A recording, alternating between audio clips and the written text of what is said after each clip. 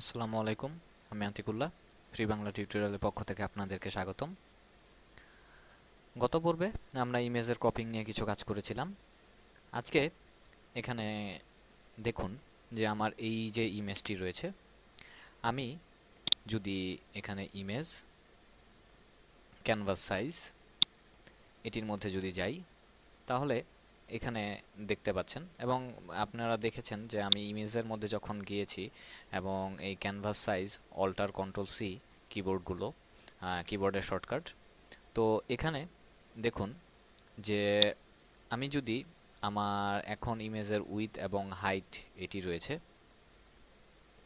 এবং আমি যদি চাই যে আমার ইমেজের উইথ হাইট বাড়াতে, যে ফর এক্সাম্পল এখানে আমি দিলাম হচ্ছে 6 আর এখানে দিলাম 4, এবং স্বভাবতই বাই ডিফল্ট ফটোশপ আমার ইমেজটিকে মাঝখানে রাখছে এবং চারপাশে এই ইমেজের সাইজটি সাদা, এখানে ব্যাকগ্রাউন্ড এখানে যেমন এখন সাদা রয়েছে, আমরা এখানে ইচ্ছা করলে চেঞ্জ করে এটির ব্যাকগ্রাউন্ড যা ইচ্ছা সেটি আমরা দিতে পারি, অথবা এখান থেকে ব্যাকগ্রাউন্ডে ক্লিক করে হোয়াইট, ব্ল্যাক, গ্রে এবং আদার্সে ক্লিক করে আবার সেই কালারটি নিয়ে আসতে পারি।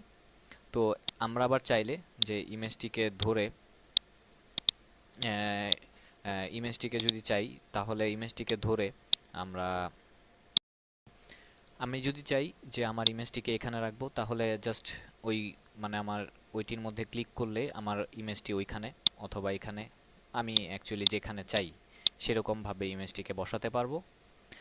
আবার আমি যদি চাই রিলেটিভ ভাবে দেওয়ার জন্যে, রিলেটিভভাবে ইমেজগুলো বসানোর জন্যে, তো সেটির ক্ষেত্রে আমি যেটি করতে পারি সেটি হচ্ছে যে এখানে আমি যে আমার ওই পাশে 2 ইঞ্চি উইথ এবং হাইট 2 ইঞ্চি দিলাম, এবং এটির মানে হচ্ছে যে আমার এক পাশে উইথের এক পাশে 1 ইঞ্চি আর এক পাশে 1 ইঞ্চি, টোটাল 2 ইঞ্চি।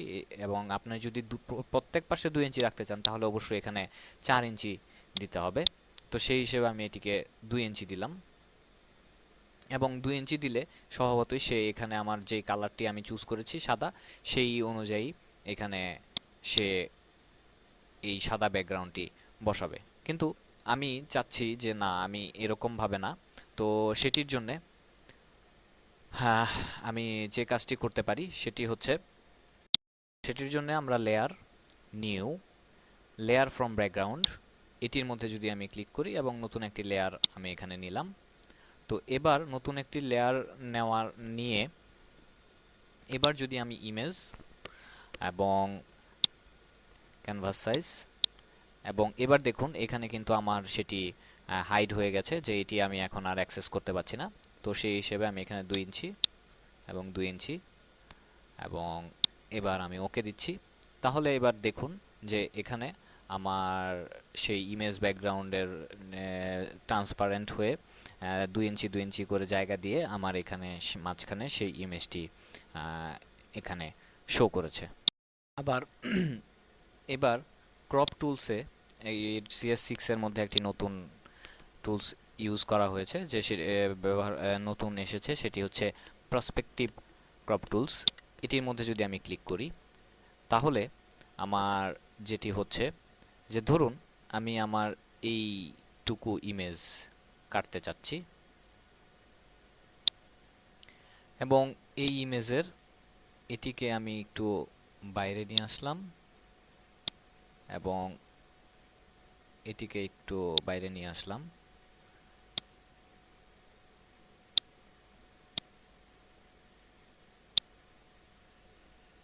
এবার যদি আমি ওকে দেই,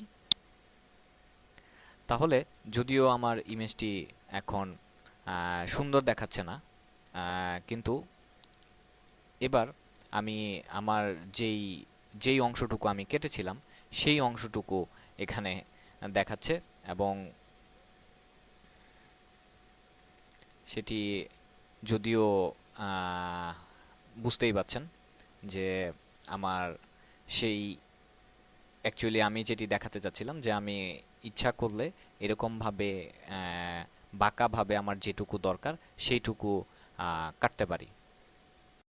আবার আমি যদি আবার পুনরায় ক্রপ টুলসে যাই, ক্রপ টুলসে এখানে দেখুন স্ট্রেটেন কি নামে একটি কি রয়েছে এটির মধ্যে যদি আমি ক্লিক করি, তাহলে এবার আমি যদি মাউসটি এখানে ধরে জাস্ট এভাবে দেই, তাহলে এখানে দেখুন যে, এবং এটি দেওয়ার ফলে এখানে আরেকটি কাজ করে নেই যে আমার এটিকে উঠিয়ে দিলাম, এবং এবার যদি আমি ওকে দেই, তাহলে এখানে আমার ফটোশপ তার নিজের অনুযায়ী তার বাই ডিফল্ট ভাবে সে আমার এই ইমেজটিকে সোজাভাবে কেটে কেটে ফেলেছে।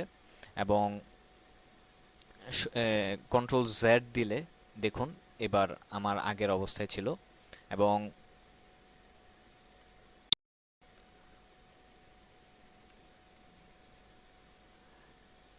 আবার আমি ব্যাপারটি দেখাচ্ছি যে এখানে আমি ক্লিক করে যদি এরকমভাবে দেই, তাহলে যেইভাবে আমি এটিকে রেখেছিলাম সেই রকমভাবে ইমেজটিকে কেটে সে আমাকে এরকমভাবে ইমেজটিকে শো করছে। তো এই কাজটি এখান থেকে এভাবে করা যেতে পারে। এবার আমরা যদি এই ইয়ার বাইরে, মানে আমার এই ক্রপ টুলসের এইখানে বাইরে আমি যদি এভাবে ইমেজটিকে ড্র্যাগ করি, তাহলে সে এরকমভাবেও সে আমার এই ইমেজটিকে কেটে আমার সামনে এরকমভাবে শো করতে পারে। এছাড়া আরেকটি অপশন রয়েছে যে আমরা এখানে রুলার টুলস নামে একটি টুলস রয়েছে। এই টুলসটির মাধ্যমেও আমি এটিকে ক্লিক করে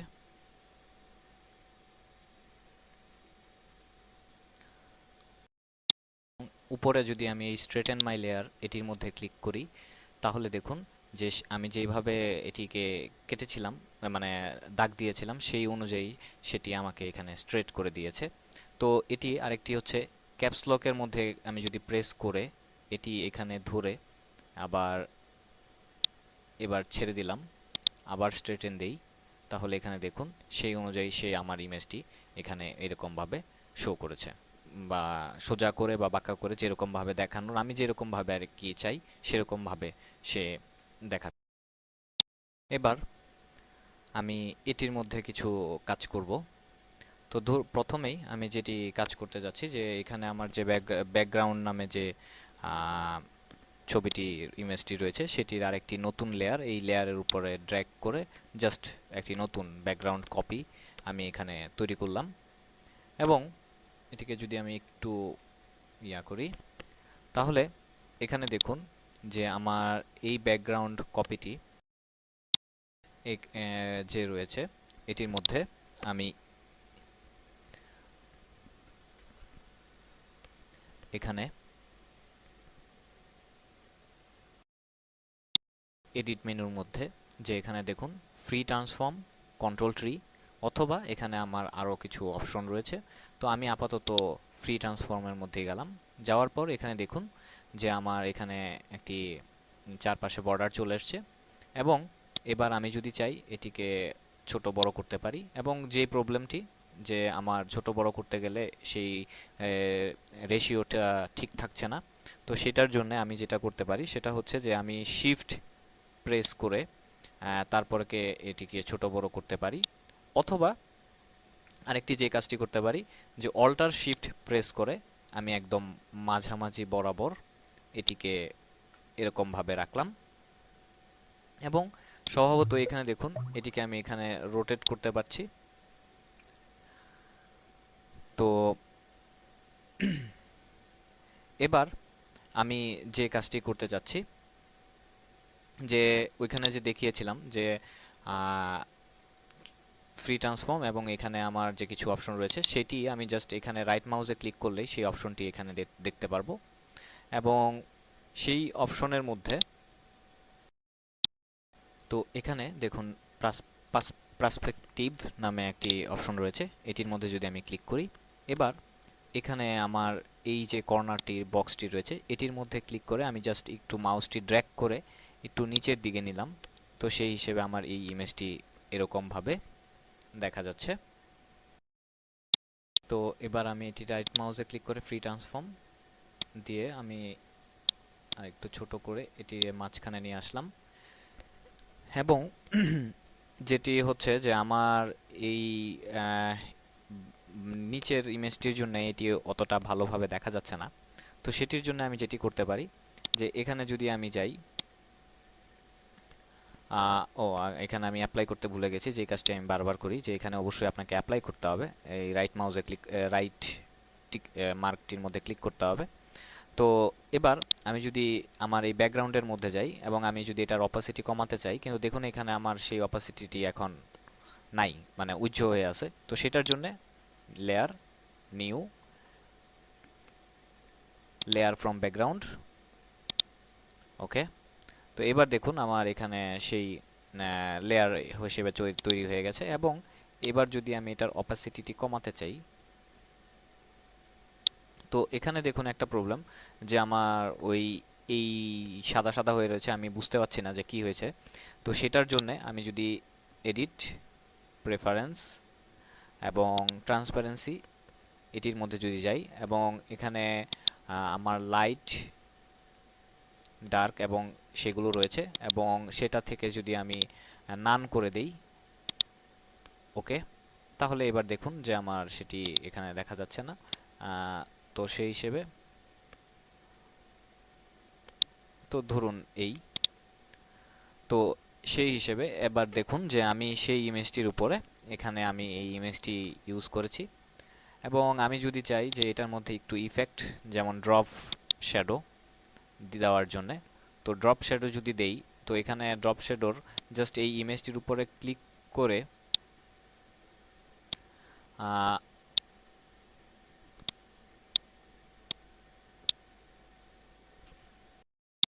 আবার যে ভুলটি করেছি, যে আমি সবসময় এই ভুলটি বেশিরভাগ সময় করে থাকি, যে আমি সিলেক্ট কাজ করব এটা দিয়ে সিলেক্ট করেছি এটা।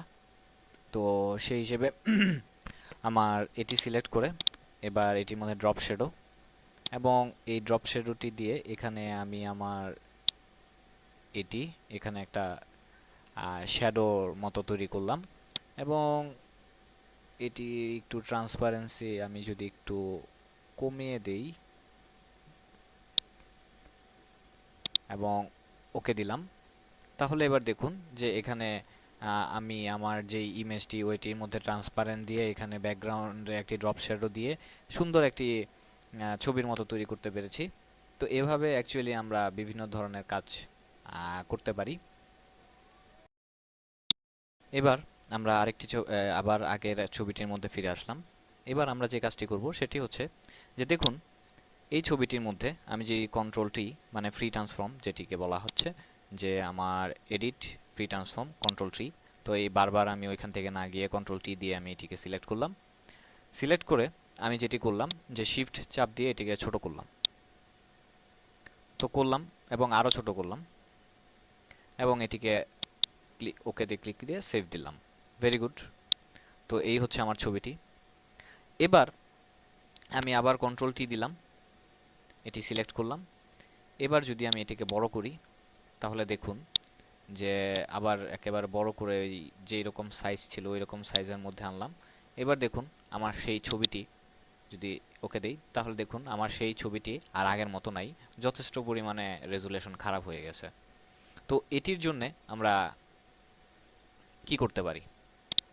তো এটির জন্যে আমরা যে কাজটি করতে পারি সেটি হচ্ছে যে এই ছবিটি আমি যে নিলাম, এই ছবিটির মধ্যে আমি এটি লেয়ার, তো এই যে ছবিটি নিলাম, একটি নতুন লেয়ার বানিয়ে নিলাম আগে। তো এই ছবিটির মধ্যে আমি যে কাজটি করতে পারি সেটি হচ্ছে লেয়ারের মধ্যে গেলাম এবং smart object, convert smart object click করলাম। এবার আমি এটিকে কন্ট্রোল টি দিয়ে যদি আবার সিলেক্ট করি, এবার এটিকে আমি ছোট করলাম এবং রাইট চিহ্ন দিলাম। এই হচ্ছে আমার ছবিটি। এবার আমি এটিকে যদি আবার কন্ট্রোল টি দিয়ে সিলেক্ট করি এবং এবার যদি এটিকে আমি বড় করি, তাহলে এবার দেখুন এবার আমি আমার রেজুলেশন মোটেও হারাই নাই। আমার আগে যেরকম রেজুলেশন ছিল এবারও ঠিক একই রকম রেজুলেশন আছে।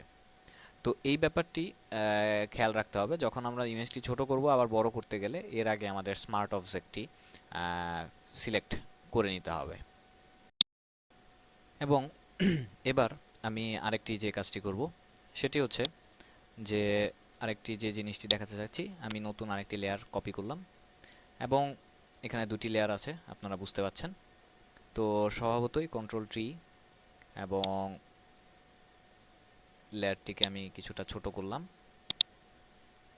এরপর আমার পরের লেয়ারটি সেটিও কন্ট্রোল টি দিলাম এবং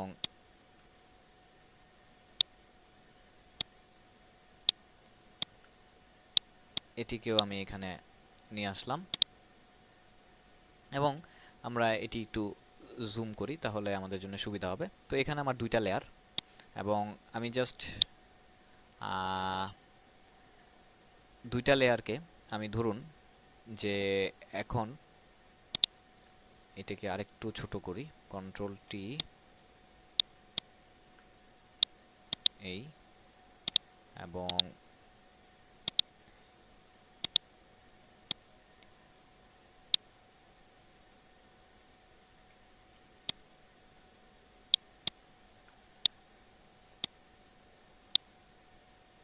তো এই হচ্ছে আমার কন্ট্রোল টি দিয়ে এই দুটি লেয়ার। আমি যদি এখন এই দুটি লেয়ারকে আমি একসাথে সিলেক্ট করলাম, এখানে একটি লেয়ার এবং কন্ট্রোল টিপ দিয়ে এই লেয়ারটিও আমি দুটি লেয়ারকে সিলেক্ট করলাম। দুটি লেয়ারকে সিলেক্ট করার পর লেয়ার এবং এটির মধ্যে স্মার্ট অবজেক্ট, দুটির মধ্যে আমি স্মার্ট অবজেক্ট দিলাম এবং দেখুন এবার আমার দুটি লেয়ার একসাথে কম্বাইন হয়ে স্মার্ট অবজেক্টের আন্ডারে চলে গেছে। এবং এবার আমি যদি আবার কন্ট্রোল টি দেই তাহলে এবার দেখুন যে আমার এই দুটি লেয়ারই এখন একসাথে মুভ করা যাচ্ছে এবং আমি যদি আমার ইমেজের কোয়ালিটি খারাপ হবে না, আমরা সেটা আগেই দেখেছি। এবং আমরা যদি এডিট ট্রান্সফর্ম এবং এখান থেকে ধরুন আমি কি দেওয়া যেতে পারে,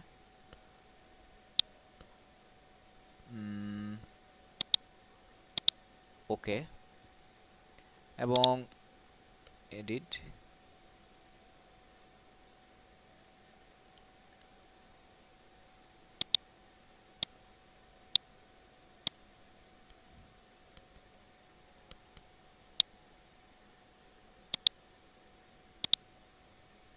তো এরকমভাবে আমি দুটি লেয়ারকেই ইয়া করলাম এবং সেই হিসেবে দেখুন আমার দুটি লেয়ারের কোনোটি কোনো কিছু চেঞ্জ হয় নাই, যা আছে যেমন আছে সেরকমভাবেই আছে। এবং স্বভাবতই আমার ইমেজটি দেখানোটা মানে নেওয়াটা অন্যরকম হয়েছে বিধায় ইমেজের কিছুটা খারাপ দেখা যাচ্ছে, কিন্তু অ্যাকচুয়ালি যখন আপনারা প্র্যাকটিক্যাল লাইফে কাজ করবেন এগুলো দিয়ে কোনো ছবি নিয়ে, তখন স্বভাবতই দুটি ইমেজকে কিভাবে একসাথে এরকমভাবে স্মার্ট অবজেক্টের আন্ডারে নিয়ে কাজ করা যায় এটি অ্যাকচুয়ালি আপনাদেরকে দেখানোটা আমার মূল বিষয় ছিল।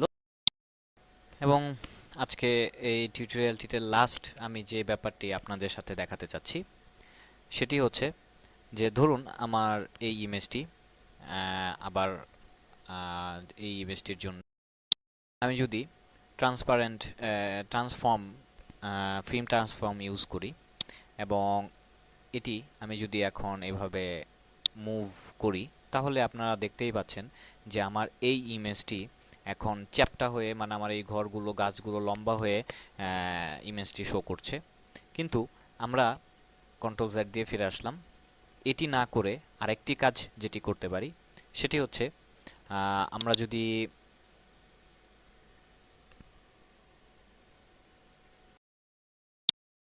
এডিট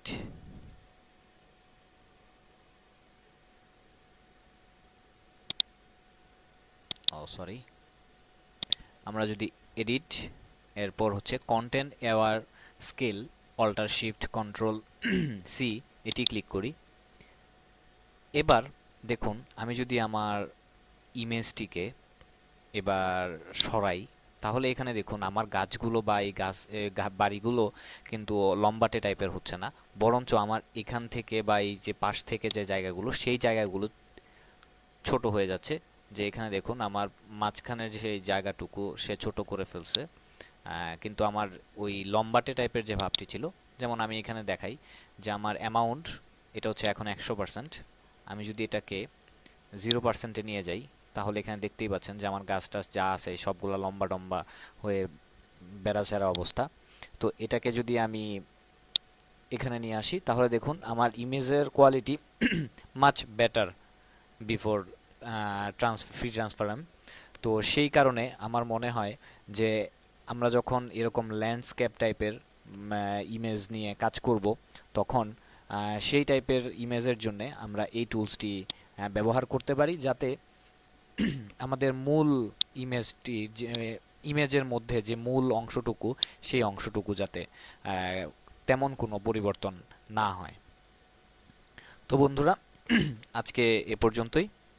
পরবর্তী টিউটোরিয়ালে আমরা লেয়ার নিয়ে কিছু কথাবার্তা বলবো। সে পর্যন্ত ভালো থাকবেন। ধন্যবাদ।